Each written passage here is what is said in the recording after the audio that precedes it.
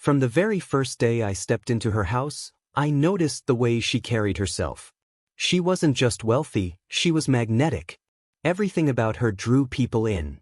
The elegance in her walk, the power in her voice, and the subtle but undeniable way she made you feel like you were under her spell.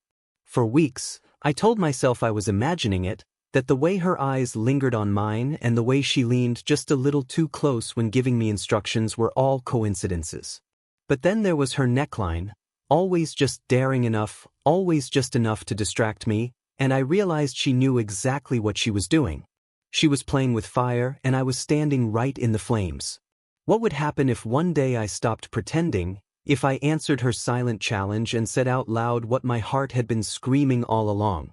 This is not just a story about attraction.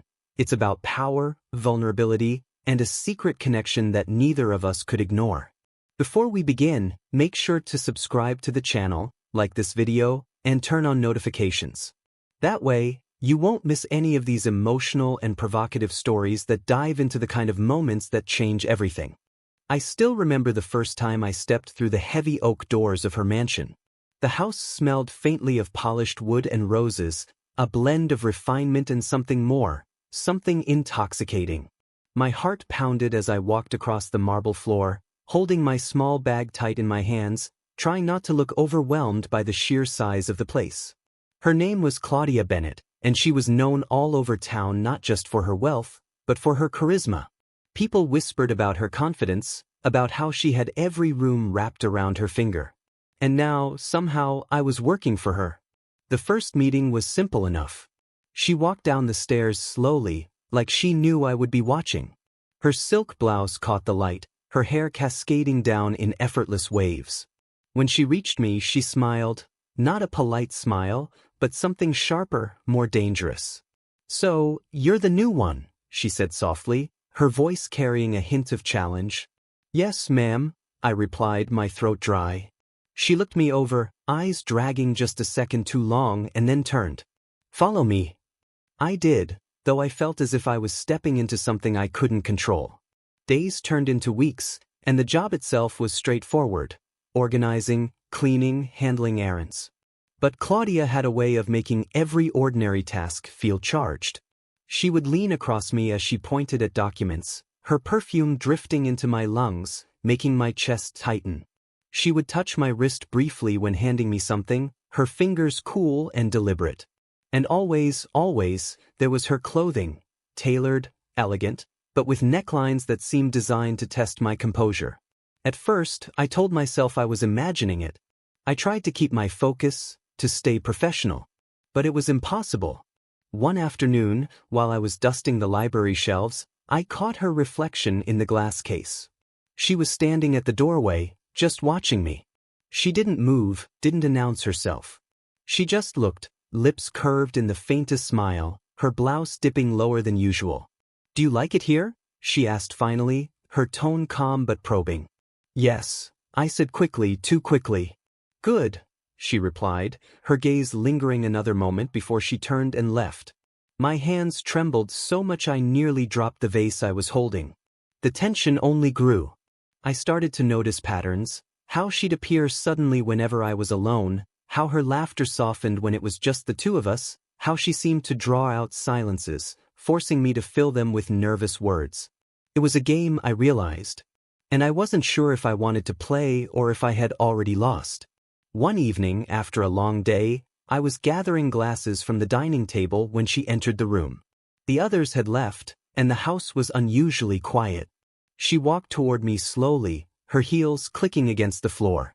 "You work hard," she said, her voice low. "I like that." "Thank you," I whispered, though my pulse thundered in my ears. Her eyes flicked downward, just for a second, before meeting mine again. "But you're so tense all the time. Do I make you nervous?" I froze. The question was bold, almost cruel in its directness. My mouth opened, but no sound came out. She tilted her head, waiting, clearly enjoying my discomfort. "No, ma'am," I stammered finally. Her smile widened, knowing, like she could see through me entirely. She stepped closer, close enough that I could see the shimmer of her lipstick. "But Because I wouldn't want you to feel intimidated. She held my gaze for what felt like forever, then brushed past me, her arm grazing mine as she left the room. My knees nearly gave out. That night, I lay awake in my small room at the back of the mansion, staring at the ceiling. I couldn't stop replaying the moment, the way she had looked at me, the way her words felt like more than just casual conversation. Was she daring me to admit what I felt? Or was she simply toying with me, another form of entertainment in her already perfect life? The confusion was suffocating, but beneath it was something undeniable: desire. I wanted her. No matter how dangerous, no matter how impossible, the thought of her consumed me. And the worst part was that I could sense she knew it. The next morning, as if to confirm my fears, she found me in the kitchen. I was pouring coffee, trying to calm my nerves, when she entered in a silk robe, her hair slightly undone. It was the first time I'd seen her so unpolished, and it only made her more captivating. "Good morning," she said softly, her robe slipping slightly at the shoulder. "Good morning," I replied, gripping the mug too tightly. She moved closer, her hand brushing against mine as she reached for the sugar. The contact sent a shiver down my spine. She didn't pull away immediately. Instead, she let her fingers linger, her eyes locking with mine. And then she smiled, a slow, deliberate smile that left no doubt. She was in control, and I was caught in her orbit. I walked out of the kitchen that day shaken, knowing something had shifted. There was no going back to pretending this was just professional, no convincing myself that I was imagining her signals. The attraction was real. The game was real. But what did she truly want from me? And how far was I willing to go to find out? I knew one thing for certain. Sooner or later, I would have to stop avoiding the question and give her the answer she seemed to be waiting for. And when I did, nothing between us would ever be the same. Every day I told myself I would keep my distance, stay focused on my work, and prove that I could resist her games. And every day, Claudia seemed to tighten the net around me. It was subtle at first, a glance that lingered too long, her hand brushing mine when it didn't need to, her voice dipping lower whenever she spoke to me alone. But little by little, I realized that what she was doing wasn't accidental. It was deliberate, a kind of power play. And the terrifying truth was that I didn't want to escape it. One Friday afternoon, she asked me to help her in the garden. The sun was bright, and the heat clung to my skin as I knelt to pull weeds from the flower beds.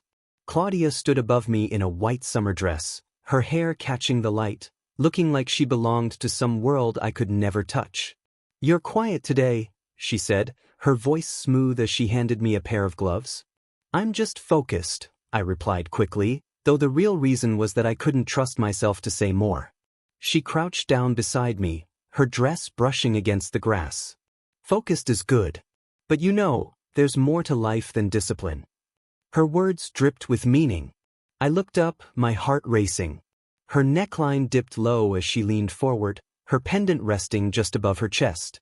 I forced my eyes upward, meeting hers. She smiled like she knew exactly where my gaze had been.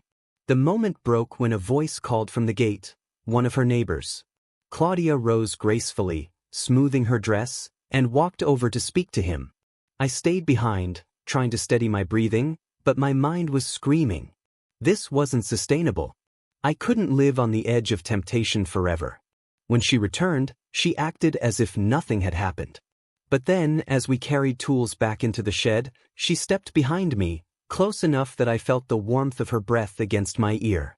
"You get flustered so easily," she said softly. I froze, every muscle in my body tense.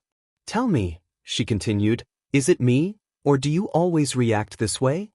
I swallowed hard, desperate to answer but afraid of what would happen if I did. Before I could speak, she laughed lightly and brushed past me, leaving me trembling in the shadows of the shed. That night, lying in bed, I replayed her words over and over. "Is it me?" She had to know the answer. Maybe she wanted to hear me admit it. Maybe she wanted the satisfaction of breaking my resolve. But deep inside, I couldn't shake the feeling that she was testing me, waiting for me to cross a line she had drawn but never spoken aloud. The test came sooner than I expected. The next evening, she hosted a small dinner party. I spent hours preparing, setting the table with polished silverware, making sure every candle was lit. Guests began to arrive, wealthy friends with perfect hair and sharper smiles. I stood in the background, invisible but observant, my role to refill glasses and clear plates. Claudia, meanwhile, was radiant. She floated from guest to guest, laughing, her charm filling the room.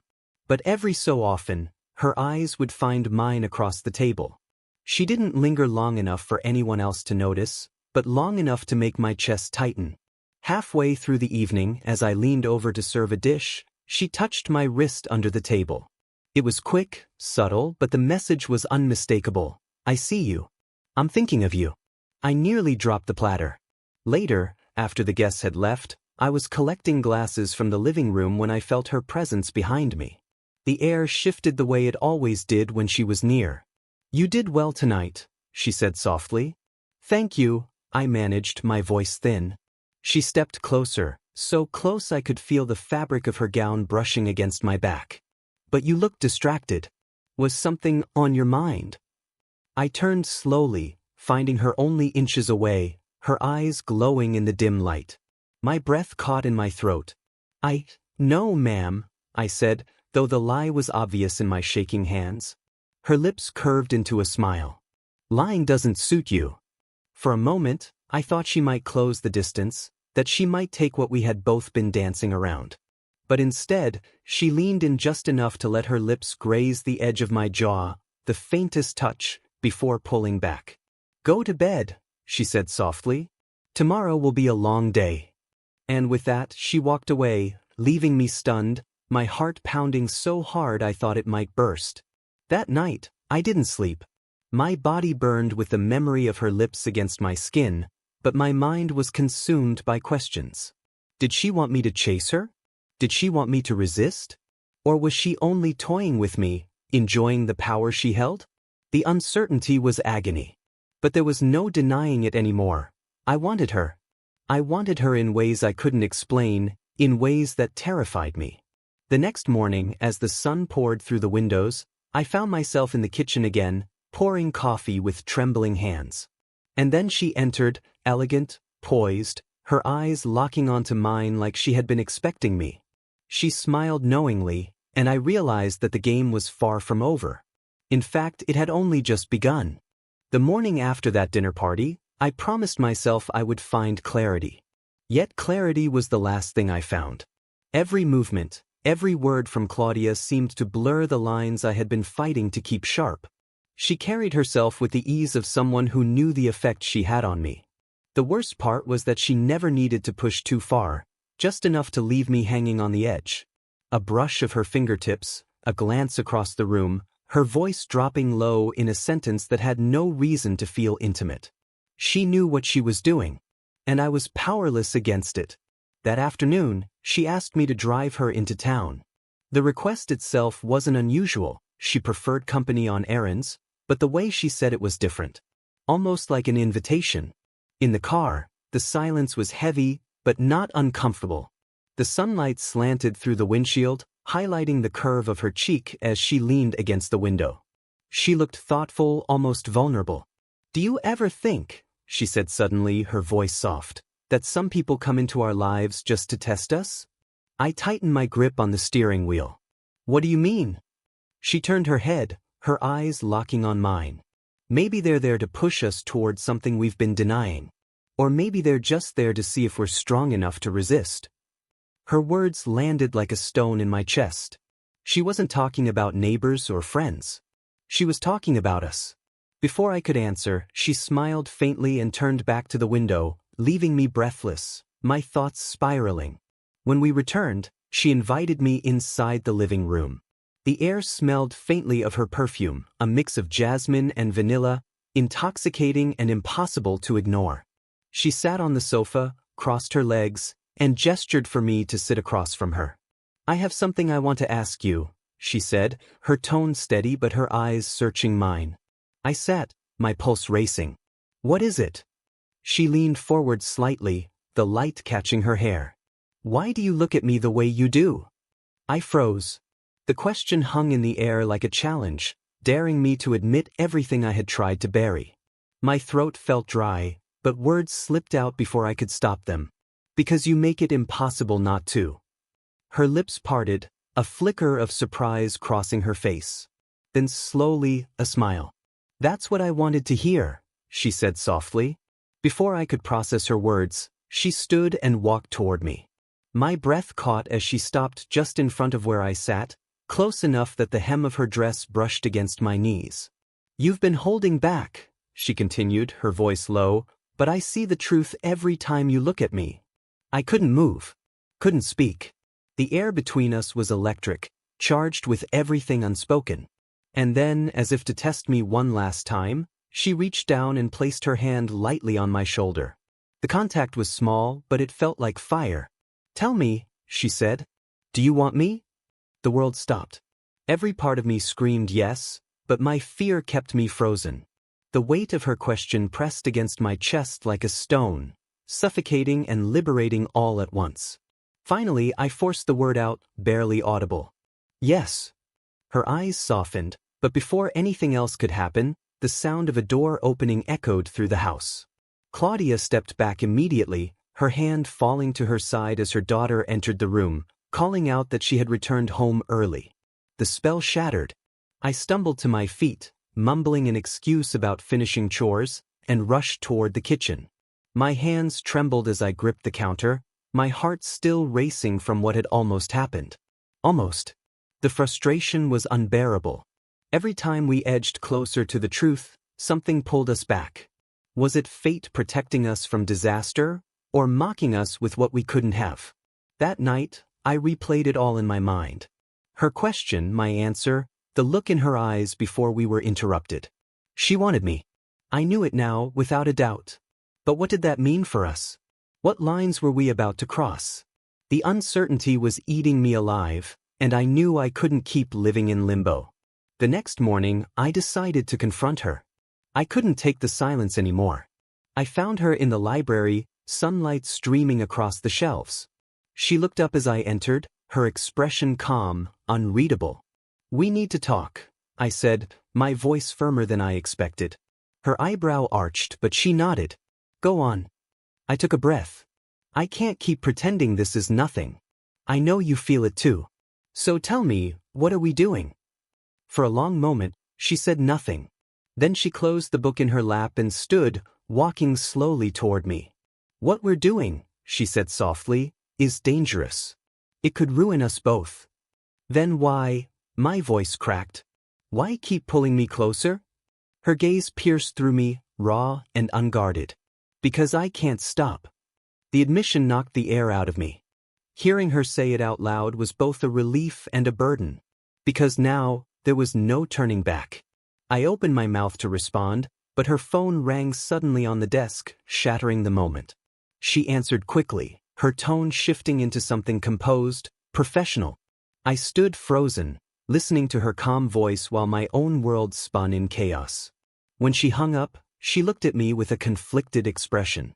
We'll talk tonight, she said firmly. I nodded, but my heart was pounding with dread. Tonight. Something told me everything was about to change. The hours crawled by like heavy weights tied to my chest. Every tick of the clock was a reminder that by nightfall, Claudia and I would no longer be able to pretend. Her words, "We'll talk tonight," echoed in my mind on repeat. It wasn't just a conversation we were walking into. It was a reckoning. I busied myself with chores, but nothing kept my hands from trembling.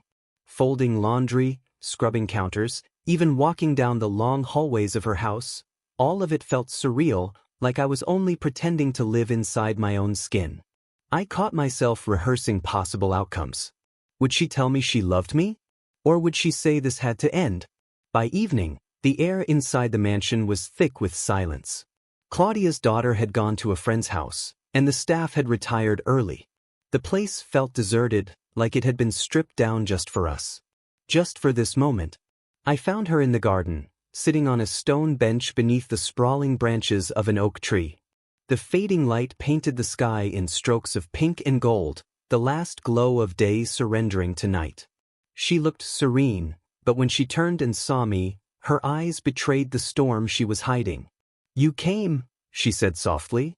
You asked me to, I replied, though my voice shook. I sat beside her, the distance between us almost unbearable. For a moment, neither of us spoke. The air was heavy, but alive with everything unspoken. Finally, she broke the silence. I've tried to resist this, she admitted, her gaze fixed on the horizon. But every day I find myself pulled toward you. It terrifies me. Why? I asked, my throat tight. She turned then, her eyes locking on mine with a force that made my chest ache. Because wanting you means admitting that my life as I know it could crumble. My reputation. My family's trust. Everything I've built. Her words stung, not because they weren't true, but because they reflected my own fears. And what about me?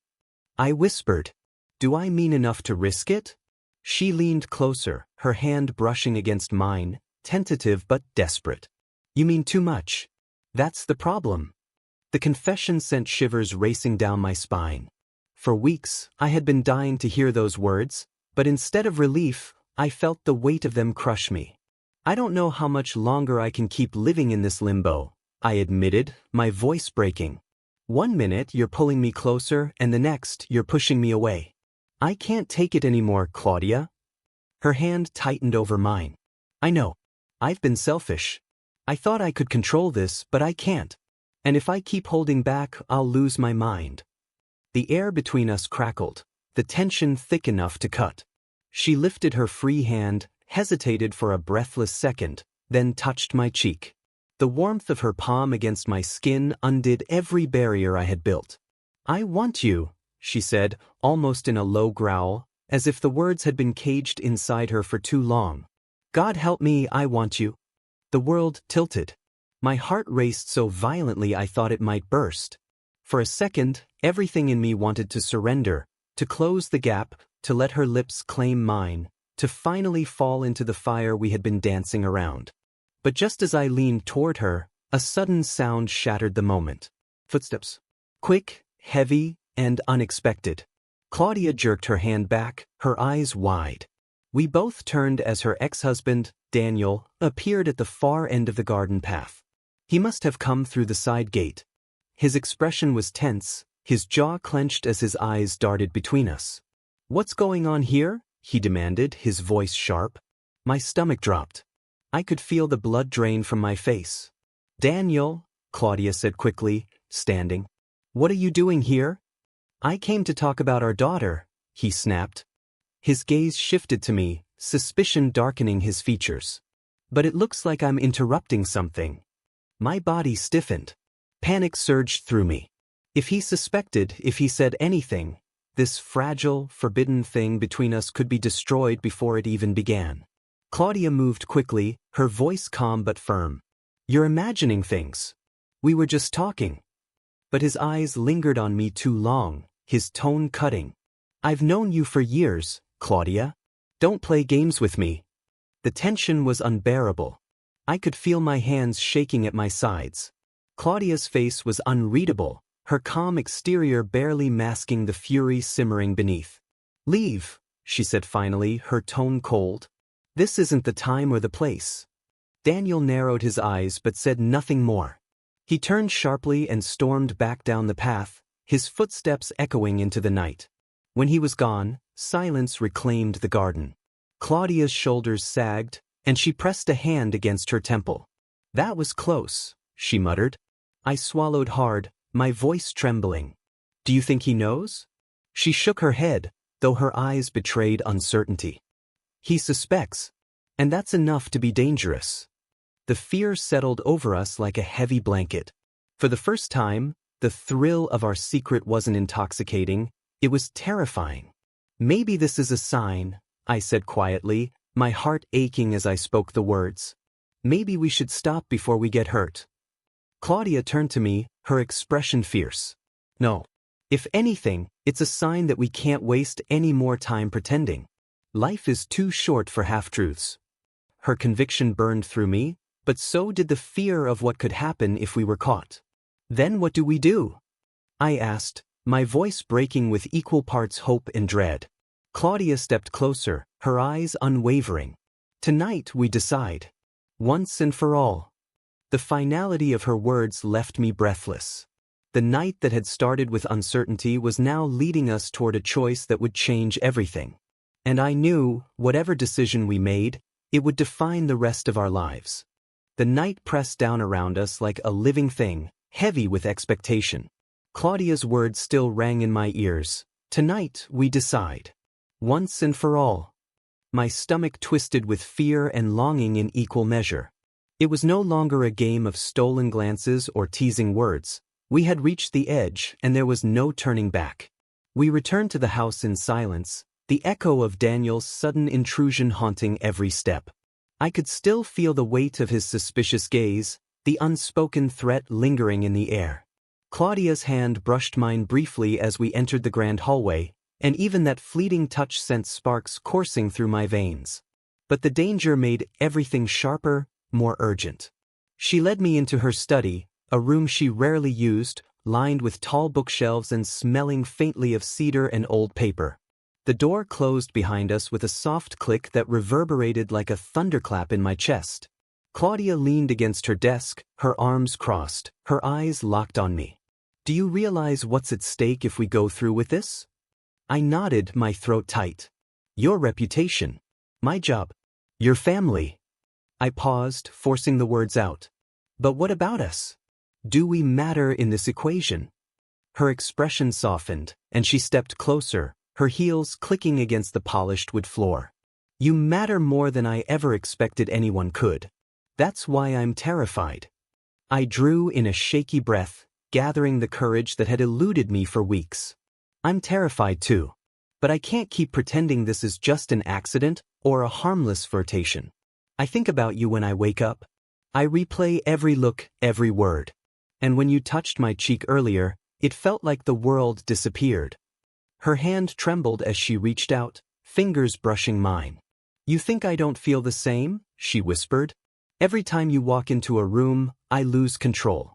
I've spent my entire life being careful, making sure every move I made was calculated. But with you, I can't control any of it." The air between us grew thick, pulsing with something deeper than desire, an inevitability. I could almost taste the moment before it happened. Claudia closed the distance, her breath warm against my lips. For one suspended second, I saw the battle in her eyes, duty warring with desire, fear clashing with love. Then she surrendered. Her lips pressed against mine with a desperation that unraveled everything I thought I knew about restraint. The kiss was fire and release, years of repression combusting in an instant. My hands clutched at her waist, pulling her closer, while hers tangled in my hair, grounding me even as I felt like I was floating. It wasn't gentle, not at first. It was raw, hungry, a collision of all the emotions we had denied. But then it softened, deepened, became something tender. Her mouth lingered against mine as if afraid to let go. When we finally pulled apart, our foreheads rested together, breaths ragged and mingling in the still air. "What now?" I whispered. Claudia closed her eyes. "Now we decide if we're strong enough to face whatever comes." A knock on the door startled us both. We froze, hearts pounding. But it wasn't Daniel's voice that followed. It was her daughter's, muffled but clear. "Mom? Are you in there?" Claudia's eyes flew open, panic flickering across her face. She pressed a finger to my lips, silently begging for calm. "Yes, sweetheart," she called out, her voice steady. "I'll be up in a minute." The footsteps retreated, and we exhaled in unison, the moment shattering like glass. Reality had returned, demanding answers. Claudia turned back to me, her jaw tight with determination. "This can't be just a secret we bury in the shadows," she said. "If we do this, it's going to change everything, for both of us." I felt my chest swell with equal parts fear and certainty. "Then let it change everything. Because I can't go back to pretending none of this exists." Her eyes glistened, and for the first time, I saw her stripped of the armor she always wore. Vulnerable. Human. I've been waiting for someone to make me feel alive again. I just never thought it would be you. I stepped closer, cupping her face in my hands. Then maybe this is exactly who it was supposed to be. We kissed again, slower this time, savoring the weight of our choice. It wasn't just about desire anymore. It was about acknowledging the truth we had both been too afraid to say out loud. Hours later, when the house had fallen into silence, Claudia and I sat side by side in the dim light of the study. Her hand clasped mine, steady and sure. We talked about the risks, the complications, the people who might never understand. But beneath it all, there was a quiet resolve. Whatever storm came, we would face it together. Before I left her that night, she pulled me into her arms, holding me with a tenderness that broke me open. "This is just the beginning," she said softly. "I don't know what tomorrow will bring, but I want to face it with you." And for the first time, I believed we could. Weeks later, looking back on that night, I realized it wasn't just about forbidden attraction. It was about courage. The courage to admit what we wanted, to risk everything for something real. Love wasn't safe, and it wasn't simple, but it was worth every ounce of fear. So I ask you, the viewer, how many times have you denied yourself the chance to feel something extraordinary because you were afraid of what others would think? What would happen if, just once, you chose love over fear? If this story touched your heart, make sure to subscribe to the channel, like this video, and turn on notifications. Share it with someone who needs a reminder that sometimes, the most dangerous risks bring the most beautiful rewards.